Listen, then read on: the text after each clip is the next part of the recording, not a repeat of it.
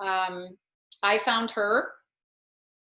She had, by the time I found her at age 43, she had pretty well decided I either didn't know about her, I wasn't alive, or I wasn't interested. So 43, I think by today's standards, is pretty old as far as a reunion goes. But a little background, I believe I'm one of those poster children of adoptions gone well, or how it's supposed to go. You know, we looked pretty similar. Arlene's family was Presbyterian and mine was going to be Protestant of some kind. All the big markers lined up. And so adoption gone well. I knew I was adopted my whole life. That was a non-issue. So there was never a moment where it was like, oh, I'm adopted. Perhaps except when I was 20 and I did that, you know, washing the face, looking in the mirror thing. And I went, oh, I don't know who I look like, especially at age 20, when that's really what we're all about. So I had a moment early where I absolutely recognized that I didn't know and I wanted to search. And so I did a little searching, which resulted in finding out that I had to sign some papers. I was adopted in San Diego through the California Children's Home Society. The response to my inquiry there was, can I see what's in my file? And the hurdle was to ask my parents, my adoptive mom and dad, for a signature. It was too much for me. So I just set it aside. And then many years later, someone said to me, why didn't you just forge it? Why didn't you just forge the signature? But I guess at age 20, you don't think of those things. So I went on with life, curious but unrequited and full of the same missing puzzle pieces that a lot of us feel we live with.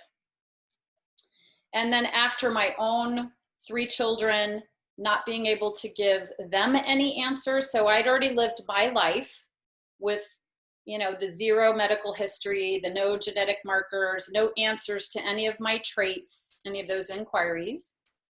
But now I had 3 children to think about and their medical path in life, not just today, but what happens in the future. So again, this is a little like a common theme, but my permission was, well, at least I need to get that medical information. And the truth was I was super curious, like most of us are, like perhaps all of us truthfully are. So that's when I went into the journey of reuniting, seeking and finding birth family. I was 40 when I decided I was going to do this. And I was 43 by the time I actually pursued finding Arlene and Alan, my birth mother and birth father.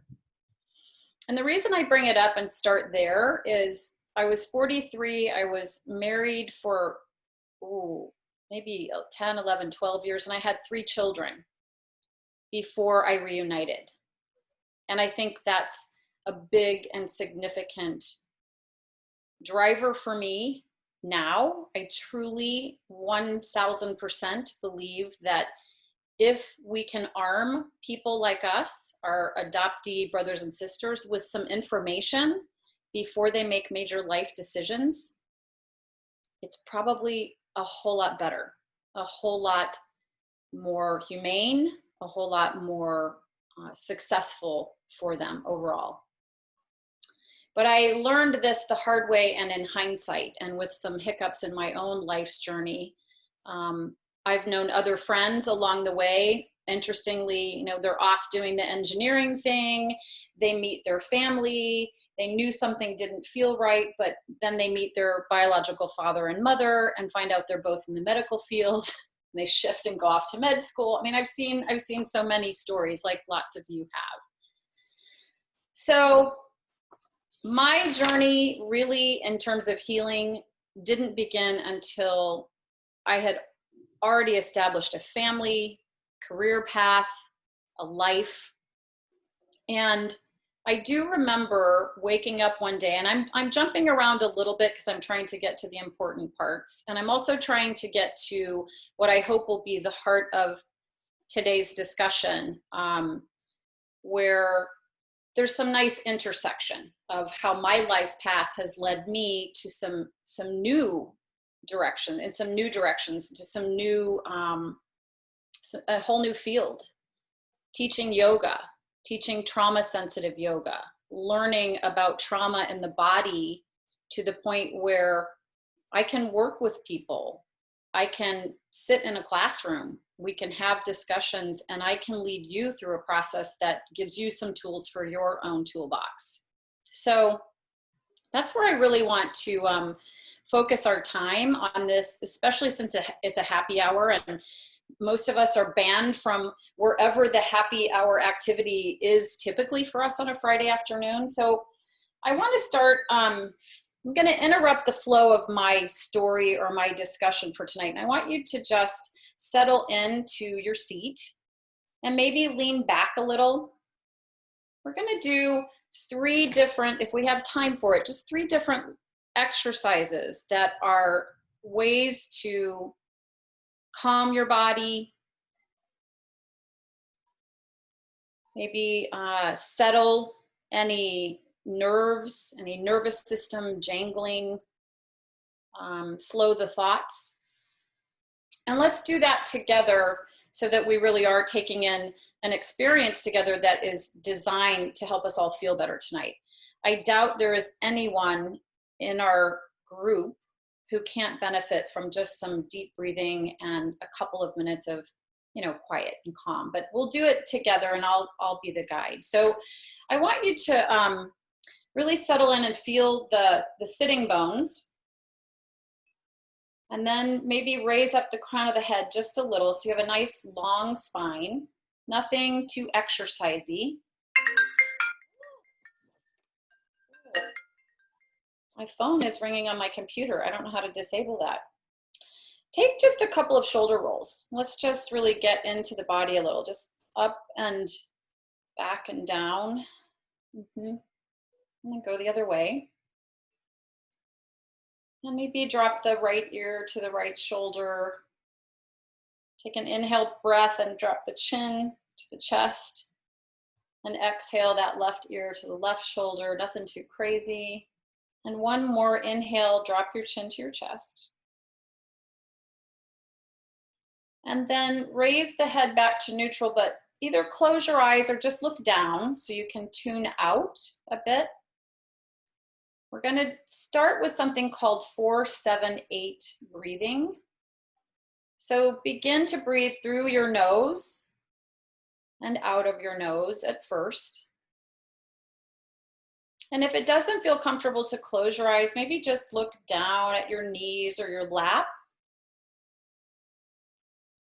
And notice the sensation, the quality of air, maybe the temperature.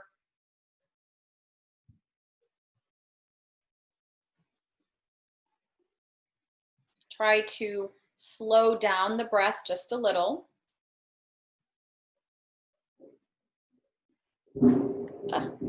And I'm hearing thunder outside, so if you hear some noise, that's likely what it is.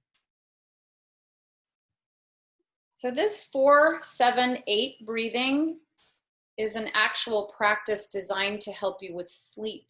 It's from Andrew Weil. He's an integrative medicine specialist. So I'll take a deep breath in together through the nose. And then exhale it out of the mouth to prepare. And on your next inhale, take your breath in for 4 seconds. Stop at the top and hold for 7, 6, 5, 4, 3, 2, 1, and exhale for 8, 7, 6, 5, 4, 3, 2, 1. Inhale, nice deep breath, really vigorous. Get it in there. Fill up and hold. 7, 6, 5, 4, 3, 2, 1. Exhale for 8, 7, 6, 5, 4, 3, 2, 1. And take 2 more on your own. Inhaling, nice deep breath for 4 seconds. Holding the breath at the top for 7. And steadily exhaling for 8. When you have finished, take your time. No rush. Just go ahead and take 1 deep inhale and then exhale it out of the mouth. Maybe keep the eyes open for another breath or 2 and just notice anything that's coming up for you.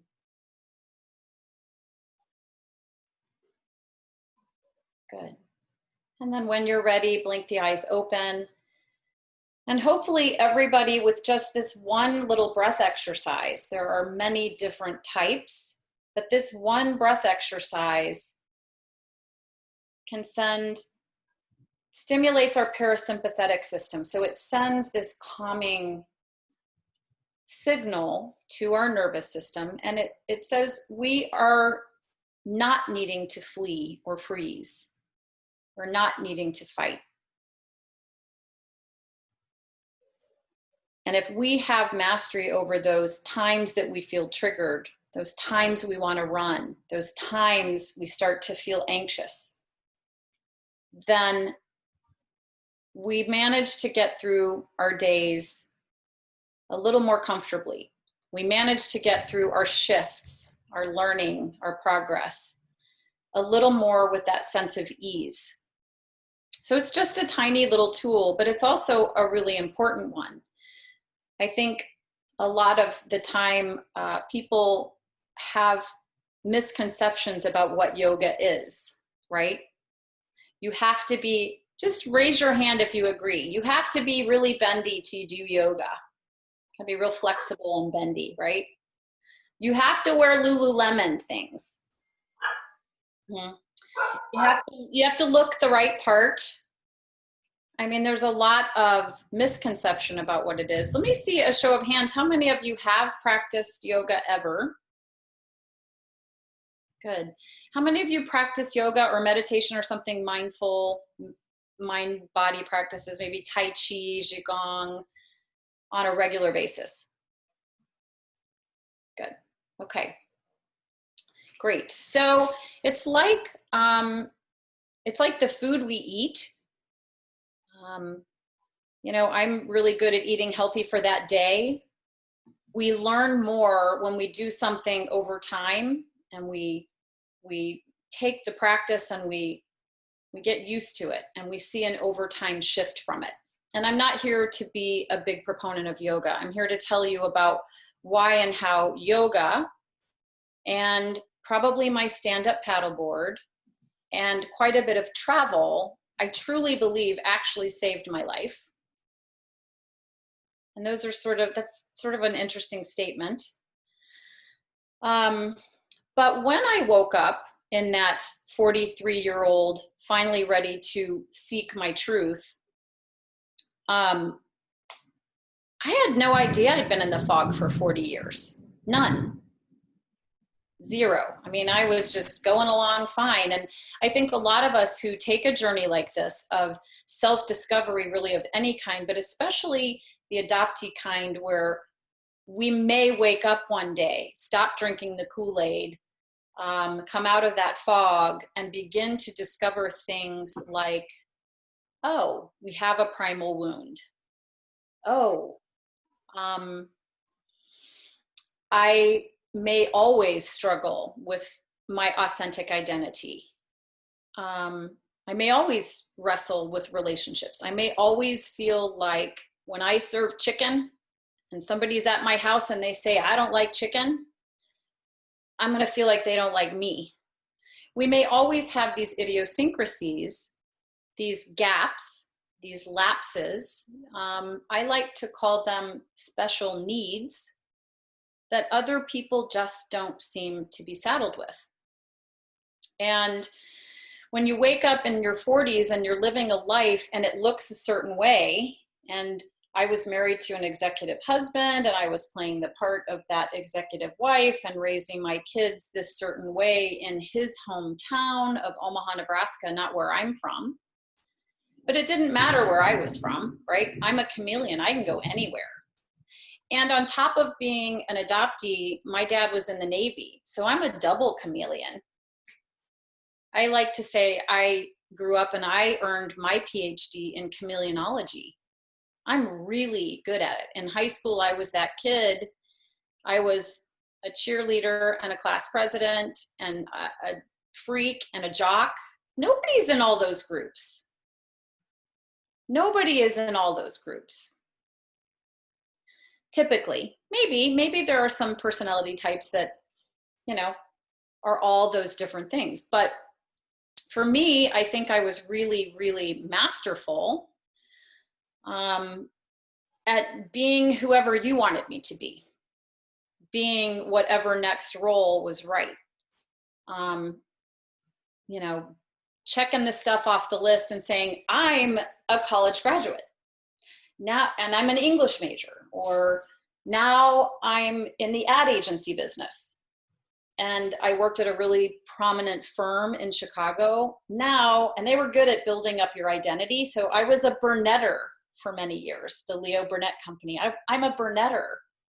And then marriage for me really actually helped. I think we have some more people joining. Happy hour to all of you who are joining. I think marriage really helped with that identity. Now I'm Mrs. someone, and I'm a mom. I had all these identities that I'd been living for 40 something years, but I can't say none of them. Lots of aspects of those identities were really not intrinsically derived. They were really just either going along with what was expected or doing the opposite of what was expected during some rebellious phases. And maybe one example of that is this. So when I got married, I had been working in the ad agency business for 8 years, maybe 10 actually in total, but most of that in Chicago. Climbing the ladder, definite career girl. So what does somebody like me do? I got engaged to a man from Omaha, Nebraska, who went back to Omaha, Nebraska, to get married in Omaha, Nebraska, and raise my 3 kids in Omaha, Nebraska. Not Presbyterian like I was raised, but Catholic, because that's what he was.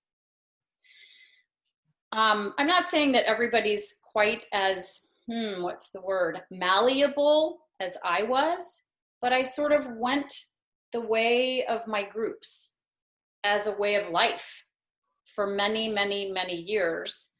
I don't think I saw it that way until I woke up after meeting my family, after filling in some of the blanks, after learning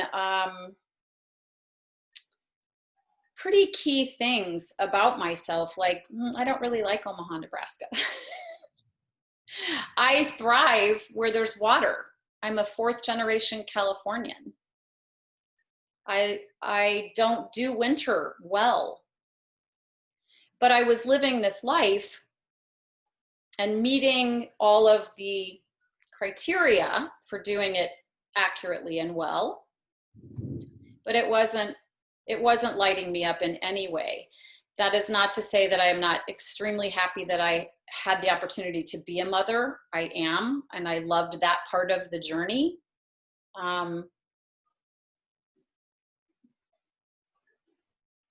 But there was a lot that didn't fit my soul. There was a lot. At age 43, I woke up and just went, how did I get here? How did I get here? How did I become an executive wife? I was going to be the president of something. How did that stop? And it's I can't blame it. None of us can blame all of this on adoption. We can't blame it on a relinquishment or our wounds. But I do really wholeheartedly believe that had somebody helped me at age 20 when I was first curious and I wanted to know, fill in some of those blanks, I might have had more tools in my toolbox when a man came along who said, you want to marry me and move to Omaha, Nebraska, and not just live for a couple of years, but like the rest of your life? I might have had a different answer. I might have had more of myself to myself and unto myself. I might have been more baked in my bones. At the very least, I might have said, yeah, I'd love to marry you, but I got this great job. I'm a brunetter here in Chicago. I'm not going to Omaha. Like, let's see if we can do a long distance. Let's work something out, right? I didn't even consider those kinds of options. So I like to summarize that by saying, I think life in the fog for 40 years or more earned me that PhD in chameleonology. I don't feel that I had a strong sense of my authentic identity, certainly not my authentic voice. And I did live my life with lots and lots of coping mechanisms. I was very brain-centered. I remembered being very in the career world. I got a lot of stuff done because I could turn off my emotions and just go think.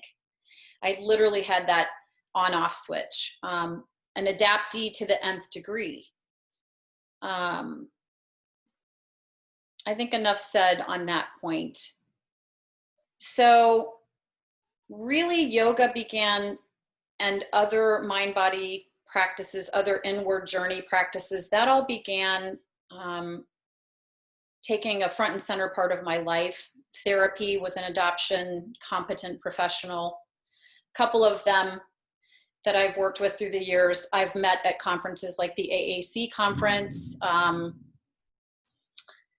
the Cub retreats. I've gone to Cub retreats for years with Arlene. And so as I started becoming more aware of those wounds and those special needs of mine, and I started giving them voice, it was brutal. It was brutal. I know many of you have been on your own journeys working with your own teams or groups or retreats or therapists or body workers, however you go about processing that.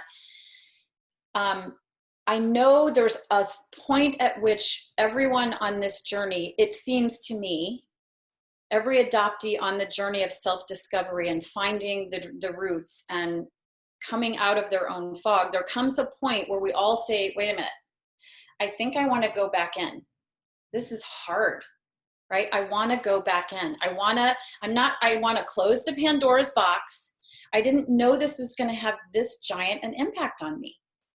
Really, can I just like, okay, that was nice, good enough, done. I'm seeing a lot of heads nodding. And I was absolutely right there with you. I really did. In many ways, it cost me my marriage. I don't think that has to be a result. I think with the right kinds of professionals and the right kinds of processes involved, I think families can stay together.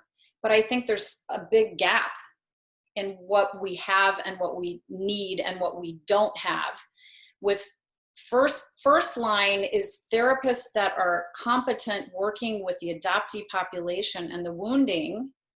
And then beyond that, we have the relationships that we impact, whether we're a birth mom, an adoptee, an adoptive parent. There's that whole second level. I mean, we don't even have people for the little inside part of the bullseye. The adoptees, the birth parents, and the adoptive parents. We barely have those covered. How about all the ripple effect we have with the relationships we're trying to healthfully and in a positive way live our lives through. So let's do a second experiment, a second body work. And there's a reason why I'm weaving this the way that I am. This time I want you to try Who's done meditation? This is an easier meditation than some. Good. Who, let me see a different show of hands. Who loves meditation? Okay. Who absolutely hates meditation? This is a really good divider. Okay. Neutral meditation, take it or leave it. Okay. We're going to just do what's called a hands meditation. So sometimes we need to give our brain something to do to quiet it. I want you to take your hands and let's do a little self-care also, because our bodies have been through a lot, and just acknowledging sometimes that we've been through a lot and there aren't a lot of helpers for us necessarily. Get them nice and warm, really warm, lots of friction. And let's start by just taking your hands to your eyes for a couple of breaths and just warm your eyes, the front of your face. Yep, and then heat them again. Good. A lot of us are really low on interaction and hugs and touch right now. And then take them to the back of your neck.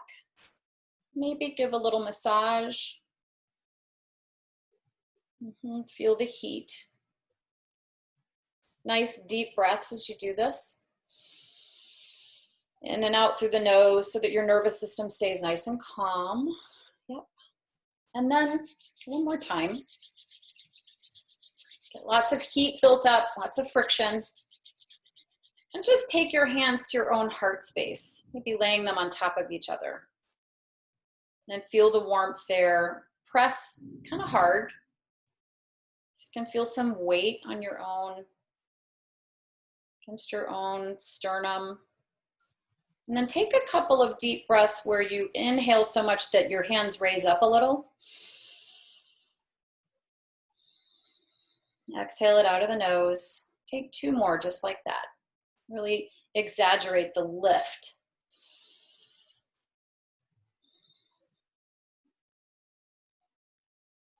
And 1 more.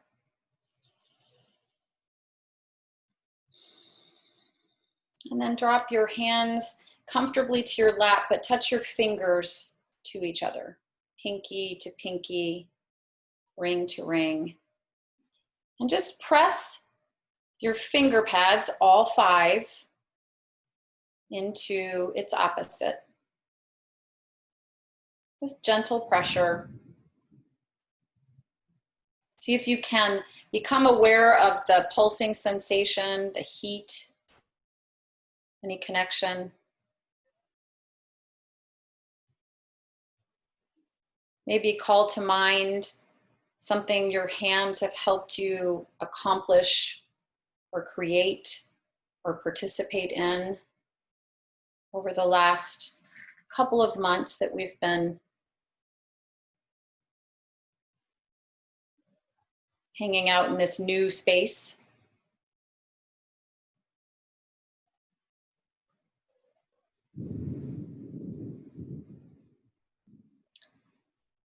Then take a moment and think of something having to do with your hands that you're grateful for. Maybe it's digging in dirt. Maybe it's baking. Holding hands.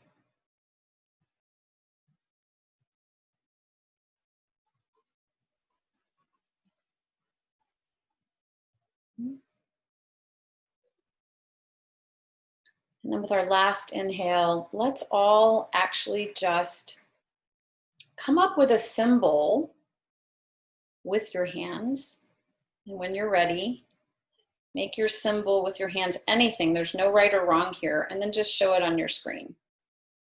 If you can find a way to show it on your screen. Good. No right or wrong. Do not have to play this game if you don't want to.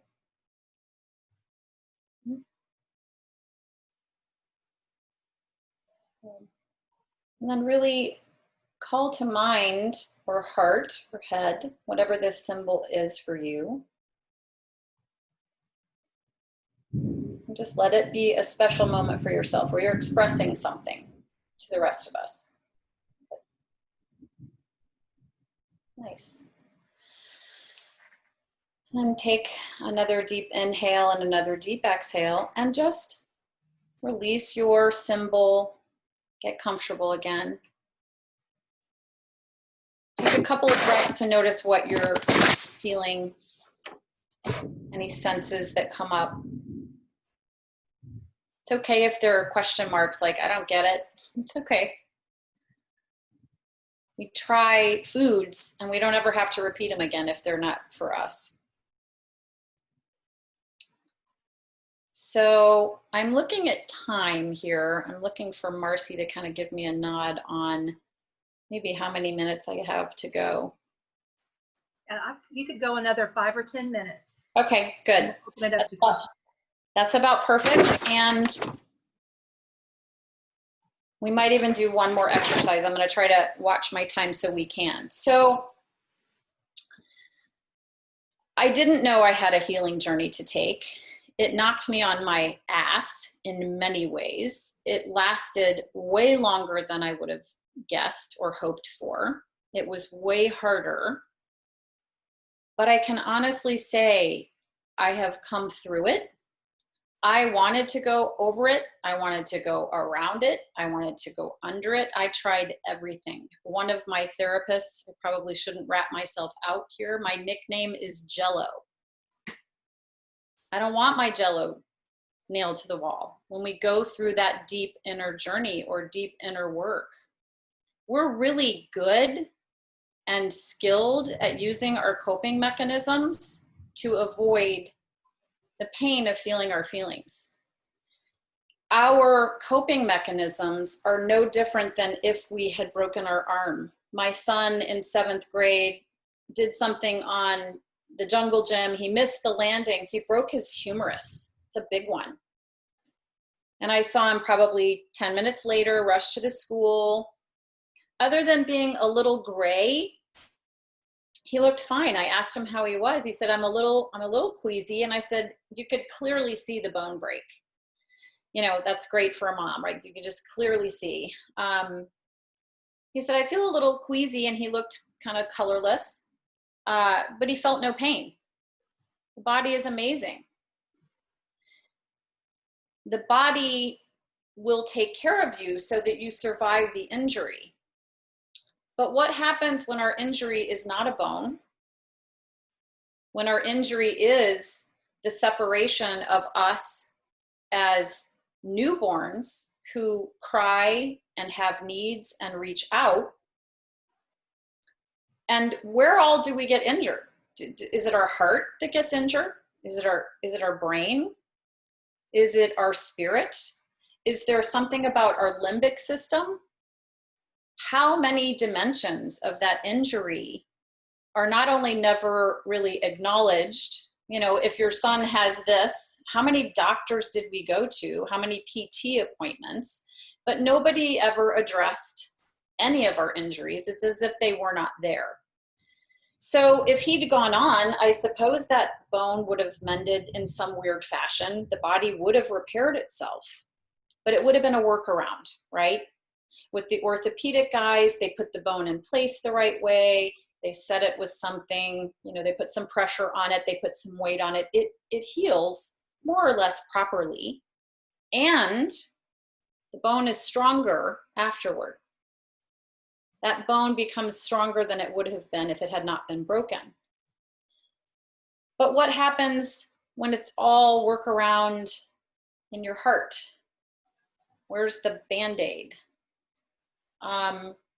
Another story I like to tell is I have a dear friend who very sadly, family was traveling down mountain from Aspen after a vacation. And they came down a day early, 3 boys in the back, dad driving, mom in the front seat, and just the little stone. Boom, through the windshield, hit dad, killed him instantly. Mom managed to stop the car with her hand on the brake and a hand on the steering wheel. And those 3 boys were, I think, 12 to 7 in age ranges. Very tragic story. We lost Tommy that day. It was instant. The rest of the family managed to survive. Traumatized forever. Imagine. Mom was told immediately to get all 3 boys into therapy, immediately, for the rest of their lives, if necessary, but immediately. And she was a Midwestern lady, not necessarily a therapy kind of, she wasn't a California therapy kind of, where it's every day around you.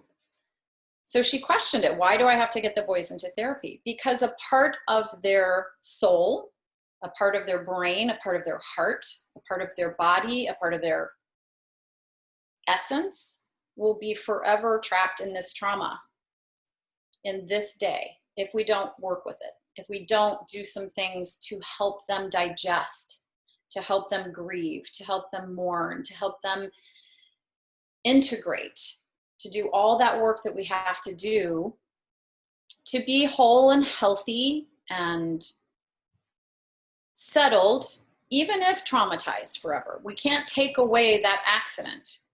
But imagine all that family, all that effort, all those resources that came into those boys' lives. They're all doing great today. Mom went on, it's been a lot of years. It's been about 10 years.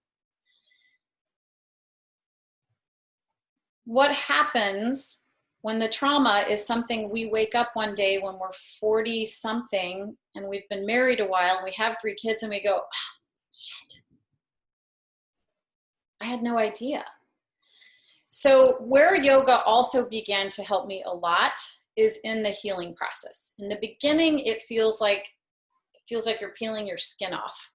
I remember feeling in so much pain. I remember a few months where I couldn't get off the ottoman. I just lay like sideways and think, I want to go back in. I don't want to do this anymore. This is too hard. Is there really another side to this process? Because this sucks. And it hurts. But yoga did help me. And it's not just yoga. It's any kind of mindful mind-body work that you can do that helps you move energy through your body, that helps you move your body in any kind of joyful way. It doesn't have to be any prescribed exercise. And breathe really intentionally so that you keep your nervous system as calm as it possibly can be while you process these deeper emotions and these things that we have to face. I have one more story, I think. Am I getting close? This is a good one. Okay, one more story that I think helps with our baby and our body awareness and how being in tune with our own central nervous system, having some tools in the toolbox to help us navigate the healing journey in a way that helps us cope through the hard parts. When I was going through teacher training and I was doing lots and lots and lots of yoga, I mean, days in a row, that really consistent practice where every day you're doing a little bit more, you're learning a little more. Maybe you're meditating again, maybe you're doing Tai Chi, but it was daily. And I went through this one class where I really thought it was so hard I was going to die. I was just going to die. I wasn't strong enough. I couldn't take big enough breaths. I couldn't hold these postures. It's not about the postures. It's not about the physical work. It's about learning how to stay calm no matter what you're doing in your own body, no matter what pose you're in, no matter, how much you think you're going to die. That's what the practice tends to be about. So I got to the end. I'm like, oh, I'm going to die. I'm sure I'm going to die. And then I didn't. And we got to go into the final posture, which is Shavasana, where you lay down on your back and you get to go, I didn't die. And I felt that big old exhale. I was not in my head the whole class. I was just in my body with my breath, trying not to die, I swear. And when I fell into my relaxed Shavasana pose, the thought that popped in was the birth of my second child. About just as clear as day. I wasn't looking for it. It just sort of floated in. Ben's over there crying. They're cleaning him up. It's the loudest cry I've ever heard. He's crying, he's crying, he's crying, he's crying. They set him on my chest and he went, okay, we didn't get that. I say that with so much love. And maybe it's me, it's my awareness. I shouldn't put that on anyone. I did not get that. I was in my 40s when I had that moment and I went, oh shit. We never learned how to settle our own bodies the way that it's naturally supposed to go, right? So we have to go back and relearn some of those things. First, we have to understand that some of those wounds resulted in workarounds. They resulted in us having other weird habits to calm our bodies, you know, self-soothing things that we grew up with, even as brand new babies. And so I think a lot of our healing journey, and I know a lot of healing work today, even with therapists, does turn to the body, with you and your body. That's what trauma sensitive yoga is about. It's not me teaching you how to do yoga. It's me helping guide you back into maybe places where you've become a little bit detached from yourself, desensitized from your real feelings, covered up, because covered up is how we survived. So how can we open those doors back up a little at a time and then manage with tools and the right therapy partners and the right kind of tribe, like what we have here, like these beautiful happy hour moments or the IAN conferences. That's how we get through this. And I wish it could happen so much more quickly than it did for me, because I was already old when I started. So I'm really old now. And I'm finally at a place where I'm like, you know, I do feel better. I do feel so much better. And we all have the capacity to heal. That doesn't mean that we all will at the same stage or in the same ways, but I do know breathing, moving every day, turning in, and working with experts who maybe can help with one little aspect. It's just, think of it as a toolbox. We're putting those puzzle pieces back in that they may not all get filled in, but the picture will be more clear. And after going through it, you will be more whole and settled. So that is my sincere wish and hope and desire for each of you, and for myself as well. Well, thank you. Thank you so much. This was really good, Cathy. Good, thank you, Marcie. Very, To chat. I mean, I'm relaxed. Is everybody else relaxed? Learned a lot. You know, healing is so important. Our own journeys, common threads, but we're each on our own road. Right. And that's why, to your point, the conferences are important. These calls are important. Your tribe is important. Mm-hmm. And the connections are important. And absolutely, you can't do it all by yourself. No, no way. And yoga, meditation, what a wonderful tool to help all of us. So with that, I'm going to open it up. Who has the first question for Cathy or a comment?